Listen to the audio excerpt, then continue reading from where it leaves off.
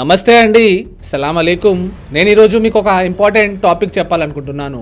మహిళలకు వాళ్ళ హక్కులు తెలియకపోవడం వల్ల చాలా నష్టపోతున్నారండి. భారతదేశంలో మహిళలకు చాలా రైట్స్ ఉన్నాయి. అందులో నేను ఈరోజు ఇంపార్టెంట్ 10 రైట్స్ చెప్తానండి. ఫస్ట్ రైట్ ఏంటంటే ఈక్వల్ ఇన్హెరిటెంట్ రైట్. తండ్రి ప్రాపర్టీలో కొడుకుకి ఎంత హక్కు ఉంటుందో కూతురికి కూడా అంతే హక్కు ఉంటుంది. ఆ కూతురికి పెళ్ళైనా కాకపోయినా దానితో సంబంధం లేదు.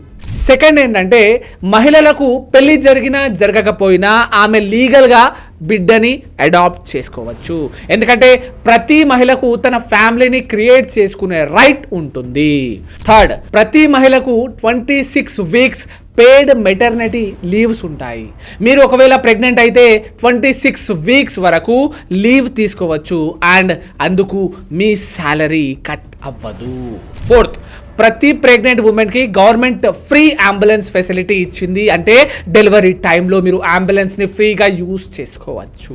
ఫిఫ్త్, ఒక మహిళ విషయంలో ఏదైనా క్రైమ్ జరిగితే ఆమె ఏ పోలీస్ స్టేషన్కి వెళ్ళి అయినా సరే కంప్లైంట్ రాయించవచ్చు అండ్ పోలీసులు ఇది మా ఏరియా కాదు, మాకు సంబంధించిన కేసు కాదు అని చెప్పలేరు. సిక్స్త్, ఒకవేళ ఎవరైనా వ్యక్తి మీకు మాటికి కాల్ చేస్తున్నా లేదా మీ పర్మిషన్ లేకుండా గమనిస్తూ ఉంటే, ఫాలో చేస్తూ ఉంటే ఇది అండర్ సెక్షన్ 78 ఆఫ్ BNSతో ఒక క్రిమినల్ యాక్టివిటీ. అందుకు ఆ వ్యక్తికి 3 years దాకా జైలు శిక్ష పడే అవకాశం ఉంటుంది.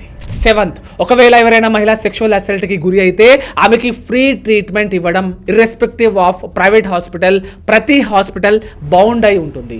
ఎయిత్, ఏ మహిళని అయినా మేల్ పోలీస్ ఆఫీసర్ సెర్చ్ చేయకూడదు, కేవలం ఉమెన్ పోలీస్ ఆఫీసర్ మాత్రమే సెర్చ్ చేయాలి. నైన్త్, ఏ ఉమెన్ అయినా సరే ఆమె రిలీజియన్ని మార్కోమని బలవంతం పెట్టడం ఒక క్రిమినల్ ఒఫెన్స్ అవుతుంది. 10th, ఏ ఉమెన్ అయినా సన్సెట్ తర్వాత సన్ రైజ్ కన్నా ముందు అరెస్ట్ చేయడం అనేది కుదరదు. కేవలం స్పెషల్ పర్మిషన్స్ ఉంటేనే అరెస్ట్ చేయాలి, లేకపోతే అరెస్ట్ చేయలేరు. మీరు మహిళ అయితే ఈ రీల్ని తప్పకుండా సేవ్ చేసుకోండి, యూజ్ అవుతుంది. మీ మహిళా ఫ్రెండ్స్తో, మీ సిస్టర్స్తో, మీ అమ్మలతో ఖచ్చితంగా షేర్ చేయండి. ఎందుకంటే చట్టం బుక్కుల్లోనే కాదు మీ బుర్రలో కూడా ఉండాలి. Thank you so much.